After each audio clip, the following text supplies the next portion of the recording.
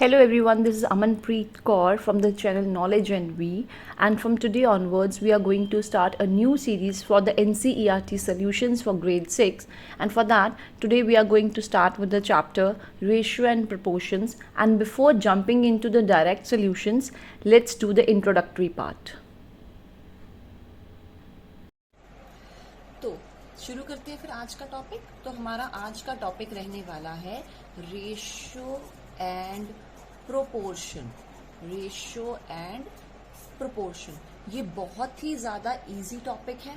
ठीक है, अब इसमें आपने क्या क्या टर्म्स को लर्न करना है। सबसे पहले आप इसमें समझेंगे रेशियो। रेशियो के बाद आप समझेंगे इक्विवेलेंट रेशियोज। फिर आप समझेंगे प्रोपोर्शन कि प्रोपोर्शन किसे कहा जाता है। ठीक है, उसके बाद आपका आएगा इस चैप्टर में यूनिटरी मेथड। ठीक है, तो बहुत सारी चीजें हैं जो आपको इस चैप्टर में सीखने को मिलेंगी। तो चलिए सबसे पहले शुरू करते हैं बात रेशियो की। रेशियो क्या है? देखिए, अगर सिंपल टर्म्स में बात की जाए तो रेशियो का मतलब होगा अगर हम सिंपल टर्म्स में बात करें कंपैरिजन, यानी जब हम किसी भी दो वैल्यूज को आपस में कंपेयर करते हैं उसे हम बेसिकली रेशियो निकालना कहते हैं। फॉर एग्जाम्पल यहां पर दो पर्सन है ए और बी। ठीक है, ए के पास है 5 रुपीज और बी के पास है 10 रुपीज। तो हम क्या करेंगे, हम इन दोनों को कंपेयर करते हैं कि अगर हम निकालें कि ए की रेशियो क्या निकलेगी एज कंपेरेटिव टू बी, तो हम इसमें दो डॉट देते हैं। तो हम इसे जब डिवाइड करेंगे तो 5 1 जा 5, 5 2 जा 10 के जो इनकी रेशियो आ गई 1:2। ठीक है, मतलब जब हमने 5:10 किया। सिमिलर मतलब इसका मतलब ये है कि जो 5 है, हम ये मान सकते हैं जो 5 है वो हाफ है 10 का। अगर हम 5 के नजरिए से, 5 के पॉइंट ऑफ व्यू से अगर हम कंपेरिजन करते हैं, अगर हम 10 के पॉइंट ऑफ व्यू से कंपैरिजन करते हैं तो वो आएगा कि 10 जो है वो 5 का डबल है। ये देखिए, अगर हम इसके अकॉर्डिंगली कंपैरिजन करते हैं तो ये ऐसे बनेगा 5/10 1/2, यानी वो कह रहा है कि 5 कह रहा है कि मैं इसका हाफ हूं।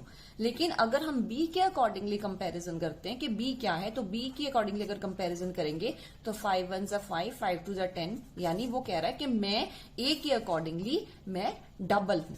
राइट, सो सिंपल वर्ड्स में है कंपैरिजन। फॉर एग्जाम्पल आप ये लेके चलिए कि हमारी डे टू डे लाइफ में हम कितनी सिचुएशंस देखते हैं जिसमें हम कंपेयर करते हैं। राइट, जिसमें हम और एक और बात बड़े ध्यान से कि हम कंपैरिजन के लिए हमें दो क्वांटिटीज होना बहुत जरूरी है। आप कभी भी किसी एक सिंगल क्वांटिटी को कंपेयर नहीं कर सकते। आपके पास 2 और मोर देन 2 क्वांटिटीज होनी चाहिए। ठीक है जी, पहली बात आ गई रेशियो का मतलब क्या है, कंपैरिजन। सेकंड बात आ गई इनकी मतलब नंबर कितना होना चाहिए। राइट, थर्ड पॉइंट आता है जब भी हमने कंपैरिजन करना है कि इनके जो यूनिट्स हैं वो सेम होने चाहिए। अगर फॉर एग्जांपल अगर कोई चीज आप यहां पर किलोग्राम में मेजर कर रहे हो तो ये भी आप किलोग्राम में करोगे। अगर ये आप रुपीज में मेजर कर रहे हो तो इसे भी आप रुपीज में करोगे। अगर आप किसी की हाइट मेजर कर रहे हो तो यहां भी आप उसकी हाइट ही मेजर करोगे। अगर यहां आप किसी का वेट कंपेयर कर रहे हो तो यहां भी आपको उसका वेट ही लेना पड़ेगा। यहां आप हाइट लेकर यहां आप वेट नहीं ले सकते। ये बेसिक पॉइंट्स हैं इसकी रेशियो की। ठीक है जी, पहली बात आ गई कि रेशियो का मतलब होता है कंपैरिजन करना। ठीक है, सेकंड थिंग हमारे पास आ गई कि हमें 2 और मोर देन 2 क्वांटिटीज चाहिए कंपेयर करने के लिए। थर्ड पॉइंट हमारे पास आ गया दैट उनके जो यूनिट्स हैं वो हमेशा सेम होने चाहिए। डिफरेंट यूनिट्स पर कंपैरिजन नहीं हो सकता। चलो एक एग्जांपल लेते हैं। जैसे बहुत सारी सिचुएशंस आती हैं हमारे पास जहां पे हमें क्वांटिटीज कंपेयर करनी पड़ती हैं। ठीक है, फॉर एग्जांपल जॉन है। राइट, एक पर्सन है जॉन। ठीक है, एक पर्सन है हमारे पास जॉन और एक पर्सन है हमारे पास कुणाल। ठीक है जी, अब जॉन के पास रुपीज थे 4000 और कुणाल के पास रुपीज थे 3000। जब हमने इनके अमाउंट्स को कंपेयर किया तो हमें क्या पता लगा कि जॉन के पास, ठीक है, जॉन के पास कुणाल से कितने पैसे ज्यादा हैं। जब हमने इन दोनों को माइनस किया तो हमारे पास आया कि 1000 रुपीज हमारे पास ज्यादा है। ठीक है, सो कई बार ऐसा होता है कि हम सब्ट्रैक्शन का मेथड भी यूज करते हैं इन दोनों को कंपेयर करने के लिए, लेकिन जब हम रेशो की बात करते हैं तब हमारा ये है कि जॉन के पास कितने हैं, इसकी कंपैरिजन इस तरह से आएगी, दैट इज 4:3। और अगर हम कुणाल की साइड से करेंगे तो इसकी कंपैरिजन आएगी 3/4। अब ये तो बात रही रेशो के बारे में। अब नेक्स्ट पॉइंट आ जाता है प्रोपोर्शन क्या है। Proportion, what is the point, what is the meaning of proportion.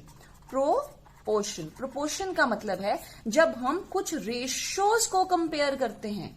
यहां पर तो हमने क्वांटिटीज को कंपेयर किया था, लेकिन यहां पर जब हम रेशियोज को कंपेयर करते हैं, फॉर एग्जाम्पल 2 पर्सन हैं ए और बी, राइट, इसके पास है 10 रुपीज, इसके पास है 15 रुपीज।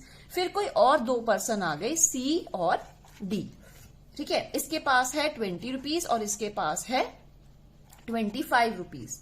तो जब हम इन दो रेशियोज को कंपेयर करते हैं, हम इस तरह से डॉट लगा के, 4 डॉट्स लगाकर, ठीक है, इसे हम कहते हैं प्रोपोर्शन। ये देखना कि ये दोनों प्रोपोर्शन में है या नहीं है। फॉर एग्जाम्पल ये बन जाएगा 10/15, तो ये बन गया 2/3, ये बन गया 20/25, तो ये बन गया 4/5। तो आंसर आया 2/3:4/5, यानी ये प्रोपोर्शन में नहीं है, ये सेम नहीं है। सो ये तो थी बेसिक इंट्रोडक्शन कि रेशियो और प्रोपोर्शन क्या है। ठीक है जी, तो हमने अभी तक 3 पॉइंट्स कर लिए कि रेशियो का मतलब होता है कंपैरिजन। सेकंड पॉइंट कि रेशियो का मतलब होगा कि जब हमें उसके पास सेम 2 और मोर देन 2 हमें क्वांटिटीज चाहिए। थर्ड पॉइंट हमारे पास आ गया कि एटलीस्ट हमारे यूनिट सेम होने चाहिए। अब जो रेशियो होती है ना, उसे हम फ्रैक्शन के फॉर्म में एक्सप्रेस करते हैं। जैसे हम कहते हैं ना A/B, तो हम हमेशा इसे फ्रैक्शन की फॉर्म में रिप्रेजेंट करते हैं। ठीक है, अब आप कहोगे जो ऊपर वाला रेशियो का, रेशियो में जो हम फ्रैक्शन पॉइंट में जब ऊपर वाला जो वैल्यू है उसे हम क्या कहते हैं, उसे हम कहते हैं एंटीसीडेंट। एंटीसीडेंट, ठीक है जी। और जो नीचे वाला वैल्यू होती है, नीचे वाली वैल्यू, उसे हम कहते हैं कॉन्सिक्वेंट। अब एंटीसीडेंट क्या होता है? एंटीसीडेंट का मतलब हो जाएगा प्रीसीड्स, जो आगे चल रहा है। ठीक है, कॉन्सिक्वेंट का मतलब यहां पे माना जाएगा फॉलोज, जो चीज उस चीज को फॉलो कर रही है। ठीक है, उसे फॉलो कर रही है, यानी जो फर्स्ट आ गया प्रीसीड्स और सेकंड आ गया फॉलोज। आप इसे ये भी कह सकते हैं कि इसका मतलब ये होगा दैट ये जो पॉइंट है, दैट मीन्स कि ये क्या है, ये आपका है फर्स्ट,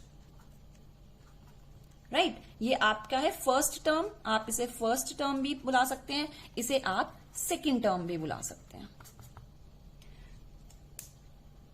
ये तो रही सिंपल बात। अब सबसे इंपॉर्टेंट बात जो आपने ध्यान में रखनी है वो ये है कि order of the terms in ratio is very important. वो बहुत ज्यादा इंपॉर्टेंट होती है। अगर किसी रेशियो में आपका आंसर आ रहा है 4:5, तो आप ये नहीं मान सकते कि वो that is same is equals to 5:4, कि ये दोनों सेम होंगे जी, इनकी तो सिर्फ जगह ही चेंज हुई है। नहीं, इस 4:5 का मीनिंग अलग है और इस 5:4 का मीनिंग अलग है। ठीक है, तो चलिए कुछ सॉल्व करके देखते हैं। फर्स्ट ऑफ ऑल एक क्वेश्चन लेते हैं। क्वेश्चन रहेगा, express the following ratios as fractions. ठीक है, तो एक पार्ट लेते हैं 24/80।